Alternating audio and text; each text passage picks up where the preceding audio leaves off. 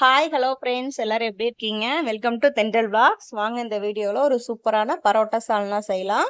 இது plain parotta குருமாங்க, vegetables எதுவும் சேர்க்கல நான். டேஸ்ட் வைஸ் சூப்பராக இருக்கும். ஒரு பேன் வச்சுட்டு கொஞ்சமாக ஆயில் சேர்த்திக்கலாம். இதில் ஹோல் பிரியாணி ஸ்பைசஸ், அதாவது பிரியாணி இலை,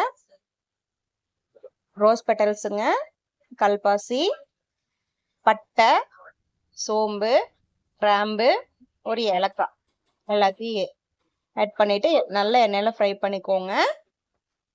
உங்களுக்கு இது வாயில கடிப்போட டிஸ்டர்பன்ஸா இருக்கு அப்படின்னா இது பவுடரா கூட அரைச்சு நீங்க ஆட் பண்ணிக்கலாம். நான் அப்படியே போட்டுக்கிறேன். இப்போ நீல வாக்குல கட் பண்ண ஒரு 3 பெரிய வெங்காயம் ஆட் பண்ணிக்கலாம்.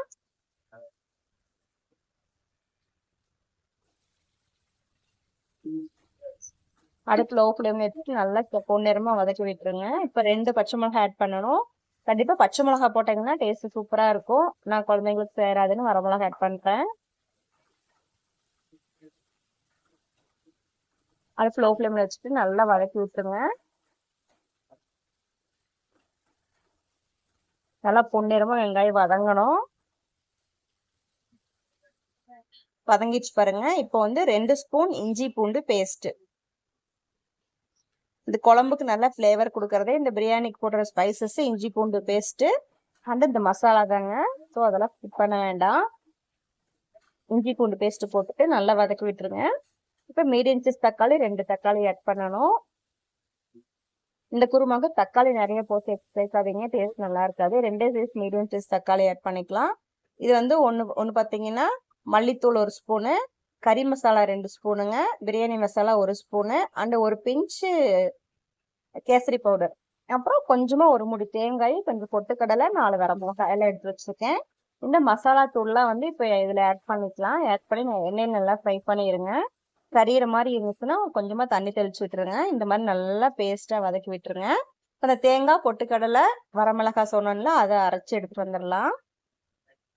நல்லா இதெல்லாம் வதங்கினதுக்கு அப்புறமா இந்த பேஸ்ட் இதில் ஆட் பண்ணிக்கோங்க. குழம்புக்கு தேவையான உப்பு, தக்காளி வதங்கும் போது உப்பு சேர்த்திருக்கோம், ஸோ உப்பு பார்த்து சேர்த்துக்கோங்க. குழம்புக்கு தேவையான தண்ணி எல்லாம் ஊற்றிட்டு நல்லா மிக்ஸ் பண்ணி விட்டுருங்க. அடுப்பு லோ ஃப்ளேமில் விட்டுருங்க, மூடி வச்சிருங்க. நல்லா எண்ணெய் பிரிஞ்சு குழம்பு நல்லா வெந்து கொதிச்சு வரணும். கடையில் இந்த ஸ்டேஜில் பார்த்தீங்கன்னா அஜினோமோட்டோ யூஸ் பண்ணுவாங்க. அது உடம்புக்கு கெடுதல் அப்படிங்கிறதுனால நம்ம ஸ்கிப் பண்ணியிருக்கிறோம். உங்களுக்கு வேணும், அந்த டேஸ்ட் வேணும்னா கொஞ்சமாக ஒரு பிஞ்ச் ஆட் பண்ணிக்கோங்க, தப்பில்லை.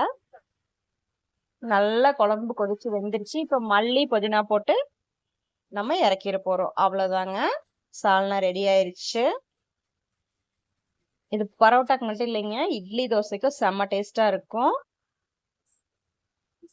கண்டிப்பா வீட்டுல ஒரு டைம் செஞ்சு பாருங்க. மஞ்சள் தூள் வேண்டாங்க, அதான் கேசரி பவுடர் சேர்த்திருக்கோம். அடுத்து பரோட்டா ரெடி ஆயிடுச்சு. இது ஹோம்மேட் பரோட்டா தான். இப்போ சர்வ் பண்ணிட போறோம். அவ்வளவுதாங்க. என்னோட வீடியோ உங்களுக்கு பிடிச்சிருந்தா கண்டிப்பா சப்ஸ்கிரைப் பண்ணிடுங்க ஃப்ரெண்ட்ஸ். தேங்க்ஸ் ஃபார் வாட்சிங்.